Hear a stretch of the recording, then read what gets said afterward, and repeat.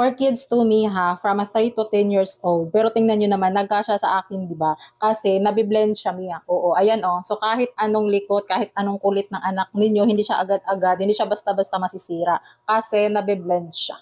Oo, 'di ba? Pero kung gusto nyo din mga mami na meron kayong ganito, terno kayo ng anak ninyo, available din diyan ha. Meron silang paset for mommy and kids. Ayan, ang ganda nito May kasi anti-radiation na din siya. So kung babad yung mga anak nyo sa gadgets, eto yung ipapasuot ninyo para protection sa mga mata nila. Hindi masisira yung mga mata nila sa radiation. 'Di ba? Anti-radiation siya at saka photochromic na din siya. So ganito yung lens niya kapag nasa loob ng bahay, tapos kapag nasa labas naman, ganito naman siya. Nagda-dark siya kapag na-expose siya sa araw. O 'di ba? Kaya bilhan niyo na yung mga anak ninyo ng ganito Mima. At bumili na rin kayo. So available diyan ha ang ating nakaset for mommy and kids.